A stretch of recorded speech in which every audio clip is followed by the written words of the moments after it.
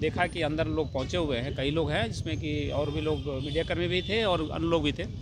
तो हमने पूछा कि आप यहाँ क्या कर रहे हो, तो बताया कि हमको समय मिला है मिलने के लिए, लेकिन जब हमने पूछा डिटेल्स में करी तो ऐसा कुछ बातें नहीं थी। इन्होंने अनावश्यक रूप से कहीं न कहीं धोखा दे करके और जो स्टाफ जो गेट पर रहते हैं उनको चकमा देते हुए कि हम जा रहे हैं अंदर में कार्यक्रम में शामिल होने या अन्य चीज़ें करने के लिए, और उन्होंने जा करके अंदर में इकट्ठा हो गया और इस तरह से पहुँचा। हालांकि हम लोगों ने तुरंत पहुँचा, उसको निकाल दिया था। 70वीं बीपीएससी री एग्जाम को लेकर अभ्यर्थियों के द्वारा बीजेपी प्रदेश कार्यालय में नारेबाजी हुई। तस्वीरों के माध्यम से आप देख सकते हैं, काफ़ी संख्या में बीपीएससी अभ्यर्थी थे।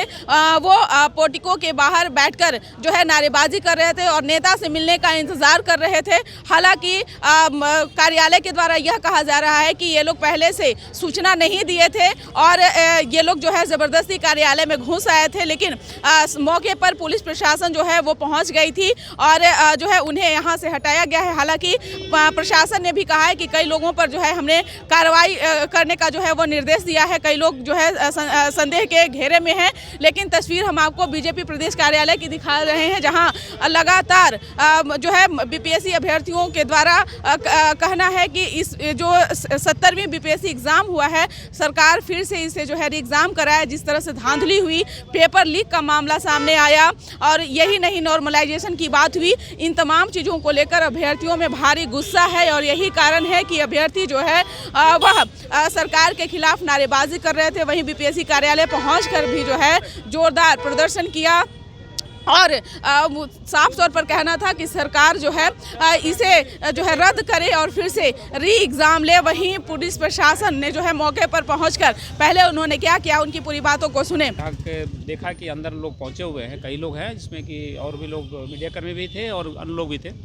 तो हमने पूछा कि आप यहाँ क्या कर रहे हो, तो बताया कि हमको समय मिला है मिलने के लिए, लेकिन जब हमने पूछा डिटेल्स में करी तो ऐसा कुछ बातें नहीं थी। इन्होंने अनावश्यक रूप से कहीं न कहीं धोखा दे करके और जो स्टाफ जो गेट पर रहते हैं उनको चकमा देते हुए कि हम जा रहे हैं अंदर में कार्यक्रम में शामिल होने या अन्य चीज़ें करने के लिए, और उन्होंने जा करके अंदर में इकट्ठा हो गया और इस तरह से पहुँचा। हालांकि हम लोगों ने तुरंत पहुँचा, उसको निकाल दिया था।